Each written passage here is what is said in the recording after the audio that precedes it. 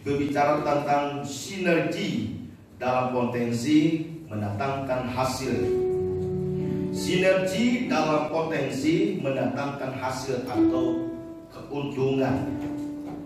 Dalam kamus bahasa Indonesia, kata sinergi itu memiliki pengertian kegiatan atau operasi gabungan.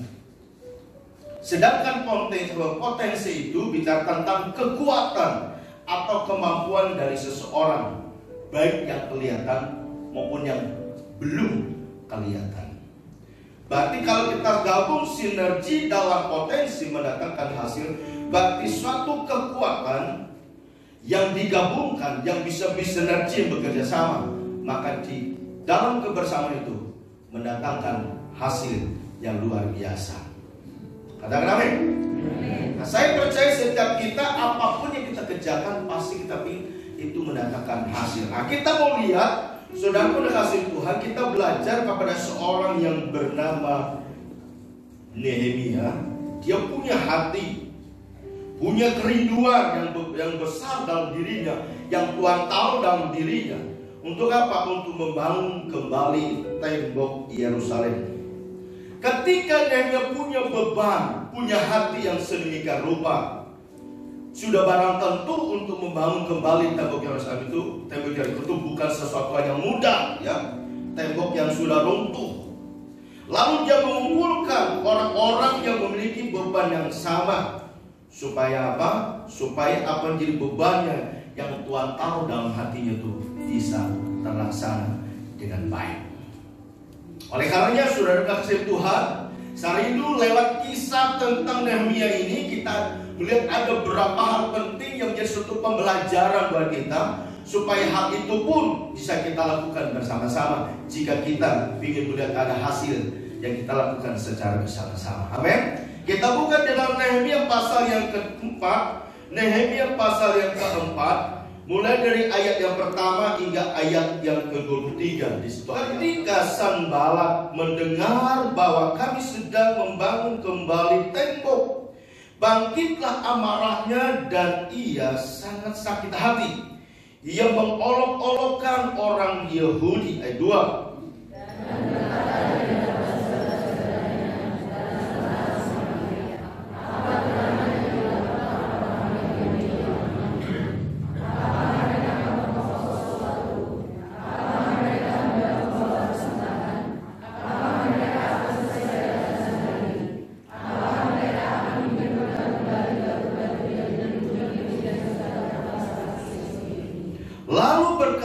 Tobia orang Amon itu yang ada di dekatnya, sekalipun mereka membangun kembali, kalau seekor anjing hutan meloncat dan menyentuhnya, robohlah tembok batu mereka. 4. Ya, kami, bagaimana kami dibina, bagaimana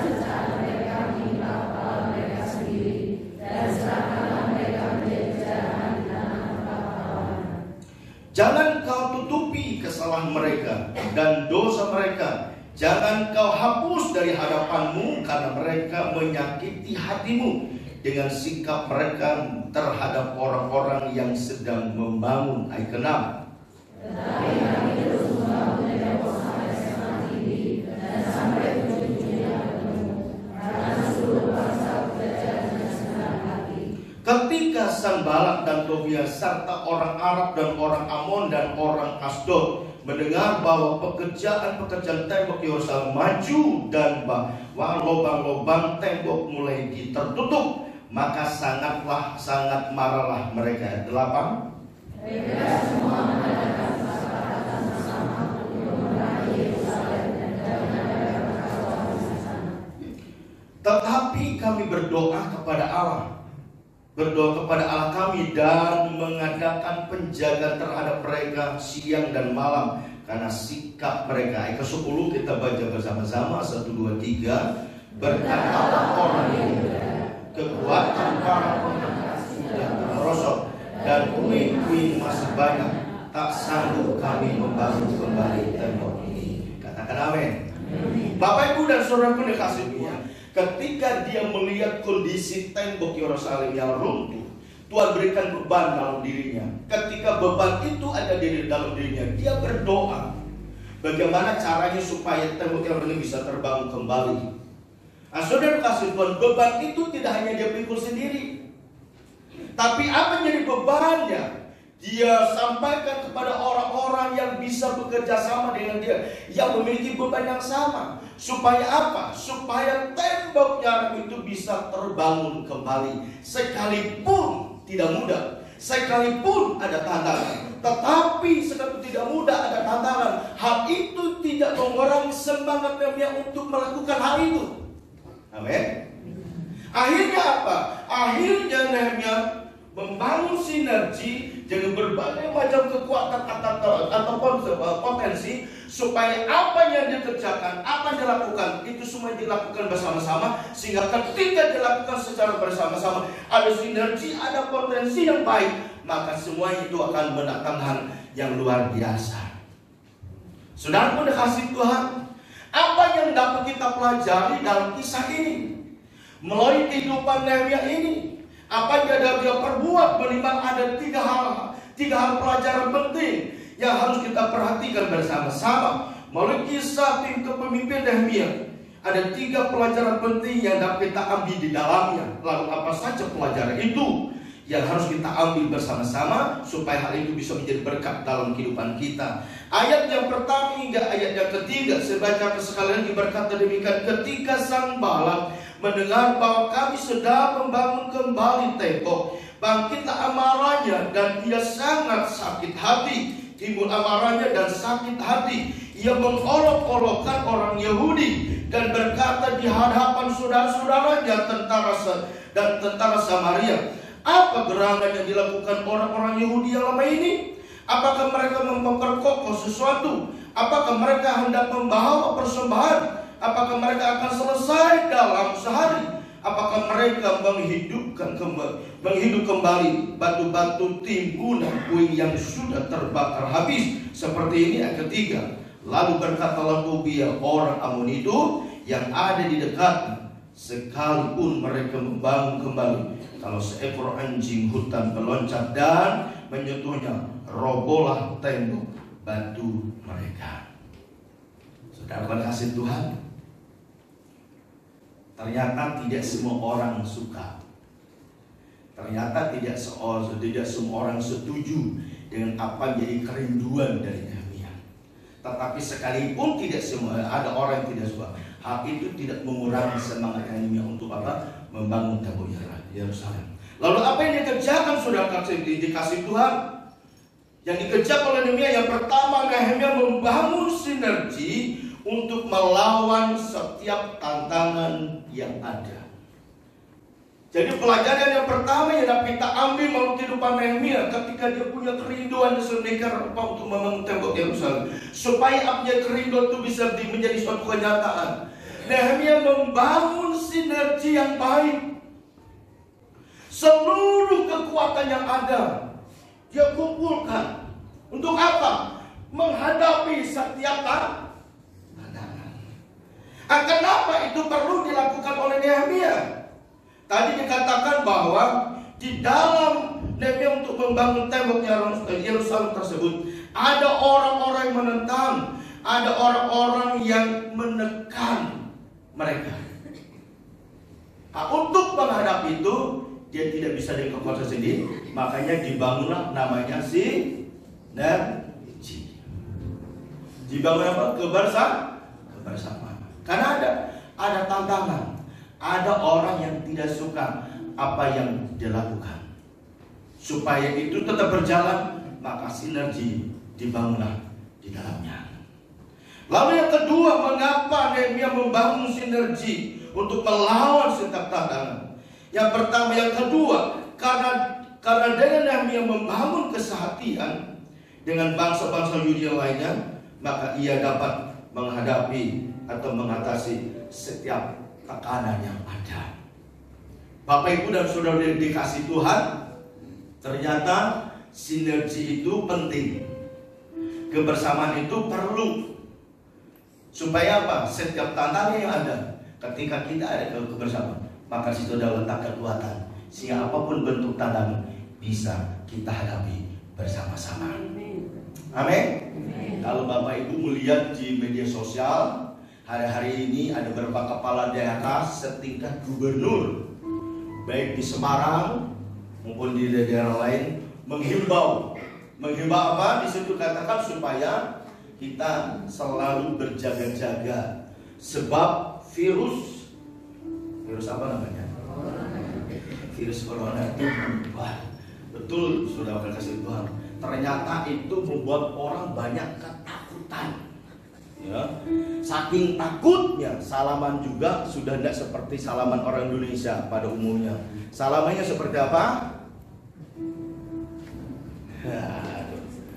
Begini, sudah kasih Tuhan. Kemarin pada waktu kita mengikuti pastor meeting di Lembang tanggal 3 sampai tanggal 5, saya itu datang. Biasanya kalau datang itu kan teman-teman sudah kumpul, termasuk pembina.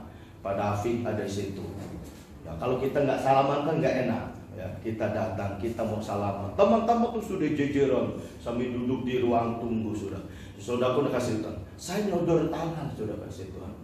Ya, yang saya tahu kalau salam itu kan dia tetap nyodor tangan dong.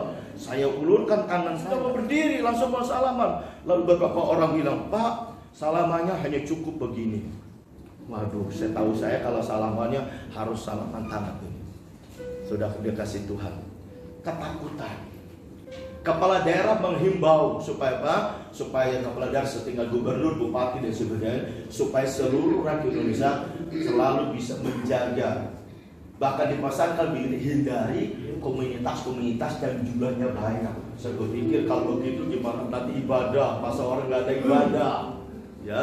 Apakah cuma ibadah lihat handphone saja? Yang nggak mungkin, ya.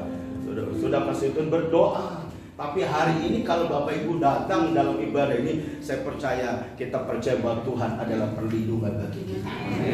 Amin. Kalaupun salaman dosa takut-takut. Begini. Ambil aja. Kalau tangannya belum disodorkan, tarik tangannya. Salaman Indonesia Tuhan begini. Saya di kamar waktu di Lembang. Pak, saya itu rada gak enak hati loh kemarin. Langsung Pak, salaman begini. Lalu teman saya dari Selawi bilang begini dengan Ibu Davi, bilang begini, Bu, kalau di desa ya, kalau salaman begini nanti bisa tersinggung. Maksudnya kalau di desa, kalau di sana mau gini bisa sakit hati nanti, Bu. Apa ya? Tapi kalau di kota mah enggak. Tapi kalau di desa harus salaman begini. Bahkan kurang salaman begini dia rangkul. Tambah mantap. Saudara kasih Tuhan. Kepala daerah menghimbau banyak pimpinan daerah setingkat kabupaten di sini supaya apa? Membangun kebersamaan. Apapun yang terjadi gejolak hari-hari ini, mari kita saling menguatkan, saling mengingatkan supaya apa? Supaya tetap berjaga-jaga. Khawatir buat saya lumrah, tapi kalau dikuasai oleh kekhawatiran itu sangat berbahaya. Apa-apa takut. Ke kamar mandi, ketemu dengan orang, ya gimana, repot kan? Tapi kita saling mengadu penting. Saya cuma berbicara begini, hidup dan mati itu bukan hanya karena virus corona. Hidup dan mati itu ada di tangan Tuhan. Betul nggak? Saya berdiri begini tiba-tiba nyeblur bisa. Betul nggak? Kan banyak kita lihat orang lagi khotbah tiba-tiba. Tapi berdoa jangan saya itu menghadapi kayak begitu ya. Ya. Sudah kasih Tuhan ya. Lalu apa yang kita pelajari dalam kehidupan Nehemia tadi? Yang Nehemia apa? Membangun sinergi. Sinergi untuk apa? Melawan setiap tantangan yang ada. Sebab tantangan itu tidak bisa dihadapi sendiri. Tapi setiap tantangan yang hadapi, ketika dia mau membangun tembok Yerusalem, dia bangun ada satu kekuatan. Sehingga ketika ada tantangan, dihadapi bersama-sama. Berikan tos kiri kanan, bangun sinergi. Di rumah, atau bekerja, atau dalam kehidupan kita bekerja. Sebenarnya ada letak kekuatan. Dan apapun tantangan kita hadapi, percaya ketika ada kebersamaan, kita bisa menghadapi setiap tantangan itu.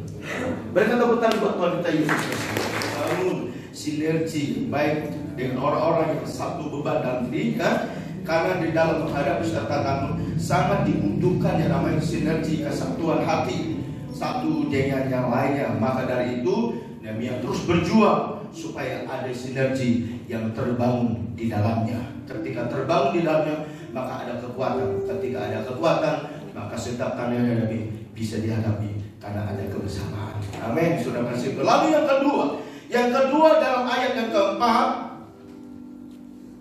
hingga ayat yang ke-9. Nehemia pasal yang keempat, ayat yang keempat hingga ayat yang ke-9. Ya Allah kami, dengarlah bagaimana kami dihina. Balikkanlah cercaan mereka menimpa kepala mereka sendiri, dan serahkanlah mereka menjadi jarahan di tanah tanpa tawaran. Ayat kelima. Jangan kau tutupi kesalahan mereka dan dosa mereka. Jangan kau hapus dari hadapanmu, karena mereka menyakiti hatimu dengan sikap mereka terhadap orang-orang yang sedang membangun. Lalu keenam, tetapi kami terus membangun tembok sampai setengah tinggi, dan sampai ujung-ujungnya bertemu karena seluruh bangsa bekerja dengan segenap hati. Ketika Sanballat dan Tobia serta orang Arab dan orang Ammon dan orang Asdod mendengar bahwa pekerjaan tembok Yerusalem maju dan bahwa lubang-lubang mulai tertutup, maka sangat marahlah mereka. 8 hingga ke-9, kita baca bersama-sama. 1, 2, 3. Mereka semua mengadakan persepakatan bersama untuk apa? Memerangi Yerusalem dan mengadakan apa? Kekacauan di sana. Tapi yang ke-9 apa yang dikatakan? 1, 2, 3. Tetapi kami berdoa kepada Allah kami dan mengadakan penjagaan terhadap mereka siang dan malam karena sikap mereka. Bapak Ibu dan Saudara kasih Tuhan, pelajaran yang kedua yang dapat kita ambil melalui kehidupan Nehemia ini. Yang kedua, Nehemia membangun sinergi dengan melalui doa. Ayat ke-9 tadi katakan Nehemia membangun sinergi melalui doa. Ayat 9 ditegaskan di situ, ya. Tetapi kami berdoa kepada Allah kami dan mengadakan penjagaan terhadap mereka siang dan malam karena sikap mereka. Jadi Nehemia itu berdoa dengan orang-orang yang satu beban dalam hidupnya, supaya orang yang bekerja itu tetap ada dalam penjagaan, ada dalam pelindungan Tuhan. Karena Tobia, Sanballat dan orang Arab dan sebagainya tadi banyak yang tidak suka. Tapi dalam menghadapi itu, supaya tembok Yerusalem itu bisa terus terbangun, mereka berdoa. Jadi Nehemia membangun sinergi melalui doa. Mengapa harus melalui doa? Mengapa harus berdoa? Karena firman Tuhan berkata, apabila dua orang sepakat meminta di dalam nama Tuhan, maka Tuhan akan mengabulkan apa menjadi permintaan mereka. Artinya apa? Artinya Tuhan sangat menghargai sebuah sinergi yang dibangun oleh orang-orang yang betul-betul merindukan pertolongan Tuhan. Di dalam firman Tuhan dalam Injil Matius pasal 18 ayat 19, Injil Matius pasal yang ke-18. Dan lagi aku berkata kepadamu, jika 2 orang daripadamu di dunia ini sepakat meminta apapun juga, permintaan mereka itu akan apa? Dikabulkan oleh Bapakku yang di surga. Jadi Nehemia membangun sinergi melalui doa. Karena Nehemia menyadari ketika ada orang yang sepakat di atas bumi ini meminta pertolongan kepada Tuhan, maka apa yang diminta lambat atau cepat pertolongan Tuhan pasti dinyatakan. Artinya apa? Artinya ketika ada kesepakatan, ketika ada dipanjatkan doa bersama-sama, Tuhan sangat menghargainya. Tuhan sangat memperhatikan hal itu. Maka dari itu ketika ada orang menekan, ketika ada himpitan, ketika ada orang yang tidak suka, yang Nehemia hadap ketika membangun tembok Yerusalem, tidak hanya membangun sinergi dengan untuk melakukan setiap tanam, tetapi dia juga membangun setiap orang bekerja sama dengan orang yang sepakat dengan dia melalui doa. Kenapa harus berdoa? Yang pertama tadi, karena melalui doa kita bisa mendapat jawaban. Amin. Amin. Lalu yang kedua, mengapa kita berdoa? Nehemia karena Nehemia mau membangun orang-orang Yahudi melalui doa. Karena melalui doa itu dia boleh melihat jawaban daripada Tuhan. Lalu yang ketiga, karena Tuhan menginginkan agar setiap orang yang percaya memiliki kesatuan hati di dalam doa. Terlebih kalau kita melihat dalam contoh dalam firman Tuhan dalam Kisah Para Rasul pasal yang kedua, ayat yang ke-41 hingga ayat yang ke-42, itu jemaat mula-mula ketika mereka percaya, mereka bertekun di dalam doa. Jadi doa itu merupakan hal yang penting dari kehidupan kita sebagai orang percaya. Apakah lagi sekarang persiapan kita untuk Paskah di Pondopo Purbalingga. Panitianya tidak hanya kita, tapi terdiri dari beberapa gereja Tuhan yang ada di Purbalingga. Apapun denominasinya, kita perlu bersinergi. Dan tidak hanya bersinergi, tapi juga perlu berdoa. Suatu ketika saya pernah pelayanan di daerah Pemalang. Saya disuruh pelayani di sebuah gereja GKJTU. Pernah dengar GKJTU? Halo? Ada orang GKJTU. Saya waktu pelayanan, saya deg-degan. Kenapa? Saya kan tidak bisa bahasa Jawa. Lalu saya bilang dengan teman saya, bro, nanti mau saya salah ngomong, wis hajar aja lah. Aku bilang hajar saja, maksudnya pelayanan aja lah. Nah, saya kagok. Kenapa? Baru pertama kali saya diminta pelayanan. Waktu saya ikut ibadah, karena banyak jemaat yang sudah cukup usia berdiri. Nah, saya kan tidak biasa, liturginya kan berbeda. Ternyata ada loncengnya, teng. Saya pikir dia ada apa? Oh, berdiri ternyata. Oh, berdiri. Saya berdiri. Udah berdiri, apalah, sudah bla-bla selesai. Kemudian pujian dinaikkan, semuanya lagunya lagu Jawa. Waduh, saya tinggal-tinguk lagi. Tapi ada beberapa lagu yang saya ikuti. Bisa. Derek Gusti Yesus hati. Betul ya? Apa namanya? Hati ayam tentrem. Waduh, pokoknya mereka tentang, wah, ayo saya juga tentang. Wah, dari Gusti, wah, dari Gusti, ayo terus dari Gusti. Selesai masuk firman, saya berdoa, fisik lagi dia ketemu Pak Pendeta. Tolong nanti kalau saya keliru ngomong, tolong diikuti ya Pak. Ya siap. Saya berdoa. Gaya saya, doa saya kan berbeda dengan orang lain. Doa saya kayak orang lagi lari maraton. Ada yang doanya, Bapa kami di sorga, dikuduskanlah namamu. Wah beda, saya larinya maraton. Bapa kami di sorga, dikuduskanlah namamu, datang kerajaanmu di bumi seperti surga. Karena kami percaya hari ini kuasa Tuhan hadir di kami. Wah, jujur satu doa beda. Tapi tidak masalah, gaya kita boleh berbeda, tapi firman Tuhan sama. Amin. Allah kita sama. Namanya siapa? Gusti Yesus. Betul nggak? Belum. Wah, habis itu saya firman Tuhan. Saya habis firman Tuhan, rasanya tertuduh bersalah. Tuhan, ampuni Tuhan namamu. Takut apa yang saya sampaikan nanti mereka tidak mengerti, memahami. Setelah selesai, Pak Pendeta, bagaimana kira-kira bisa diterima apa yang sampaikan? Enggak Pak, ngerti, temanan, ngerti. Hati saya langsung berbunga-bunga, tadinya ketakutan, orang ngerti. Selesai salaman sama mbah-mbah, Gusti berkah ya mbah, nggih Pak Pendeta matur nuwun, iya puji Tuhan. Gusti berkah dia Pak, iya Pak matur nuwun. Setelah itu saya diajak ngomong sama bapak-bapak, bilang gini, Pak, nggak tahu benar apa enggak nih ya, matur nuwun nggih. Ki firmane cocok hati namanya. Waduh, cocok maksudnya berarti bisa dimengerti. Aduh, puji Tuhan.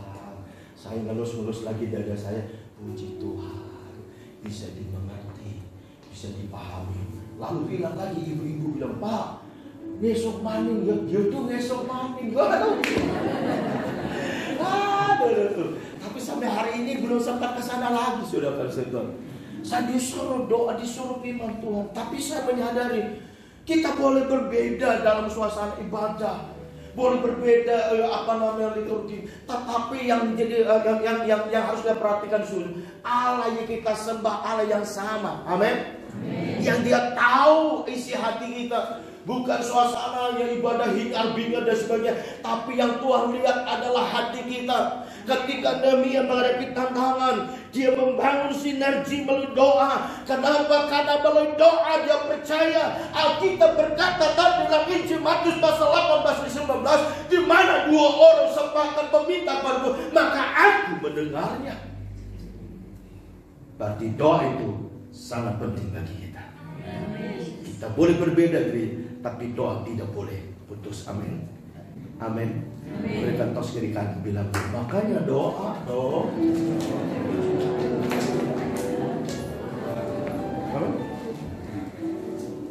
Saya mau kasih tahu dengan Bapak Ibu Saudara, persiapan Paskah BSA di waktunya singkat. Diperkirakan mulai tanggal 17 ke tanggal 15. Belum mau ketemu dengan Bupati lagi, mengajukan permohonan kita, mengajukan anggaran lagi. Saya bilang, sekretaris, mana sekretaris? Oh di atas, ya. Kamu udah buat suara semuanya, aduh. Tapi udah cukup, hanya cuman kita datang, tapi doa. Tahu nggak, rapatnya datangnya cuma beberapa orang toh. Waduh, padahal gereja di Purbalingga ini banyak. Mari Bapak Ibu dan Saudara kasih Tuhan, kita mau sukseskan Paskah kita di Pendopo secara bersama-sama. Bangun sinergi, kekuatan yang ada supaya acara Paskah berjalan baik, termasuk bangun sinergi melalui doa kita, sehingga Paskah di Pendopo berjalan baik dan pemerintah daerah bisa menikmati segala karya Tuhan melalui acara Paskah kita. Amin. Saya ini terenyuh, saya amin. Kayak tidak ada energi. Amin. Amin. Langsung gitu. Kenapa? Amin. Amin Pak. Walaupun belum makan, tapi percaya energi. Kita percaya jam begini kan belum lapar loh. Oh puasa semua, puji Tuhan. Tapi pulang dari gereja, di mananya warung makan yang sudah buka kan, bisa ada perutnya, aduh, semalam belum makan apa, aduh, bahkan berangkatannya belum sempat minum, aduh, rasanya perutnya kayak, tapi percayalah 2 jam dari gereja ini belum ada apa-apanya. Tuhan tetap berkekuatan buat kita. Sekalipun belum makan, Tuhan berikan kekuatan buat kita. Amin. Asal ada doa kita. Amin. Jadi pelajaran apa yang kedua yang kita ambil kehidupan Nehemia tadi? Bangun sinergi dalam. Yang ketiga. Yang ketiga Bapak Ibu punya kerindu untuk membangun tembok Yerusalem. Yang ketiga Nehemia membangun sinergi dengan berbagai profesi yang dimiliki oleh setiap orang yang mendukungnya. Kita lihat dalam ayat yang ke-16. Sebagian daripada anak buahku melakukan pekerjaan, dan sebagian yang lain memegang tombak, perisai, dan panah, dan mengenakan baju zirah.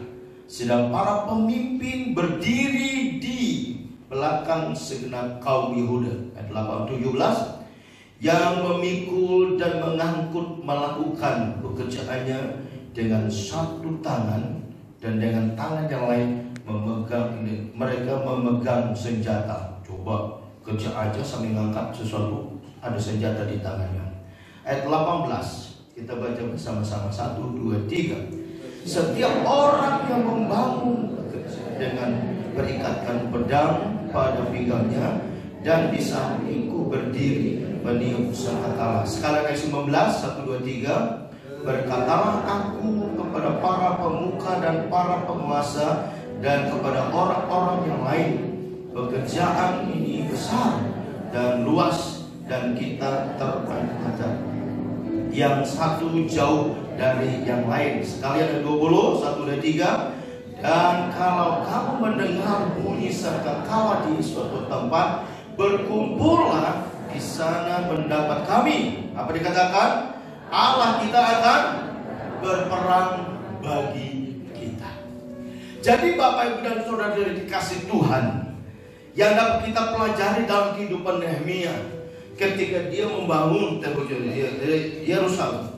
Yang ketiga, Nehemia membangun sinergi dengan berbagai profesi orang yang ada bekerja waktu itu. Apapun profesi mereka, semuanya dikumpulkan. Bahkan di situ tadi katakan, waktu mereka membangun, ada yang memegang senjata, bahkan ada yang memegang alat-alat perang. Tangan kiri bekerja, tapi tangan kanan memegang senjata. Segala profesi di situ semuanya disatukan. Kenapa? Karena memang itu yang dapat dilakukan. Supaya apa? Supaya ketika ada orang-orang yang mencoba menentang, orang-orang yang bekerja pun siap untuk mengadakan perlawanan atau dengan melakukan peperangan. Tapi ayat yang ke-20 tadi berkata, ketika mendengar sangkakala, lalu orang-orang situ supaya apa? Berkumpul. Ketika mereka berkumpul di situ dikatakan apa? Allah kita akan berperang menggantikan kita. Dahsyat dan luar biasa. Jadi Bapak Ibu dan Saudara dikasih Tuhan, pagi hari ini saya rindu kalau Nehemia saja dia bisa bersinergi dengan orang lain yang satu beban dalam dirinya, bersinergi dalam doa, bersinergi dalam berbagai macam profesi yang ada. Saya percaya melalui kisah ini, biar itu juga memacu kita supaya kita bisa bersinergi dengan siapapun. Amin. Sekali lagi saya katakan, kita bisa berbeda denominasi kita, tetapi ingat Allah kita sama. Firman-Nya sama. Saya percaya tidak mungkin saya buka Matius lalu di jalan beda. Saya percaya Alkitab kita sama. Amin. Buat saya ibadah itu mau tepuk tangan atau tidak tepuk tangan tidak masalah. Yang penting hatinya cinta Tuhan. Amin. Berapa hari kemarin kita baru ada berapa pengarahan dari Prokorto tentang pemusik. Kalau nggak keras tuh orang mantap gitu loh. Lalu pertama saya bilang, bukan kerasnya, bukan alatnya musiknya bagus atau tidak, tapi bagaimana kita bisa mengendalikan pada waktu main musik. Ini seru teman juga saya. Main drum tuh kayak begini, pukul tuh jangan. Yo kasih drum kayak pun hancur lebur lah dia. Tapi mukanya, ya, main keyboard. Tapi kan biasanya kurang puas. Ke orang bunyi, pada udah bunyi nih, orang keras masuknya. Tapi kemarin sudah diarahkan kita semuanya. Ya, saya percaya minggu-minggu ini sudah ada perbaikan. Amin. Wah, untuk siapa? Untuk kemuliaan nama Tuhan. Amin. Sudah kurang dikasih Tuhan. Cuman kalau kita biasa ada musik, tidak ada musik itu kadang-kadang dan kagok mulainya bagaimana? Yang satu kuncinya A, yang satu kunci yang B. Segala puji syukur, segala puji puji syukur, segala puji syukur. Nah kan beda. Tapi kalau sudah ada musiknya, coba. Segala puji syukur hanya bagimu Tuhan, sebab Kau yang layak dipuja. Kami mau bersorak, tinggikan nama-Mu. Haleluya. Katakan soraklah haleluya. Haleluya. Soraklah haleluya. Haleluya. Oh, soraklah haleluya. Oh, soraklah haleluya. Haleluya.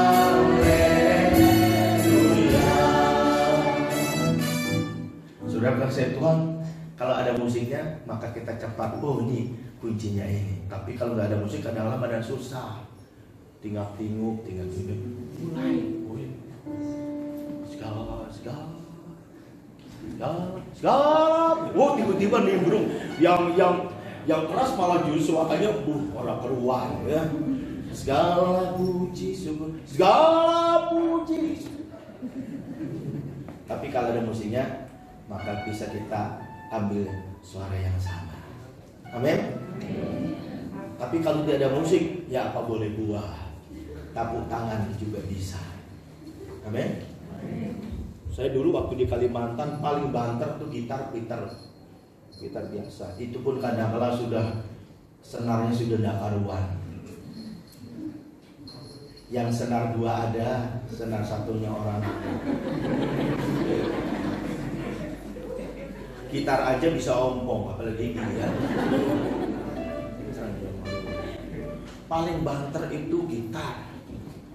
Tapi karena memang itu yang ada. Orang ibadahnya gereja termasuk itu gede sudah itu. Bisa 300-400 orang masuk. Bayangin aja gitar hanya cuma gitar seperti itu. Tapi ya tetap tidak mengurangi semangat beribadah.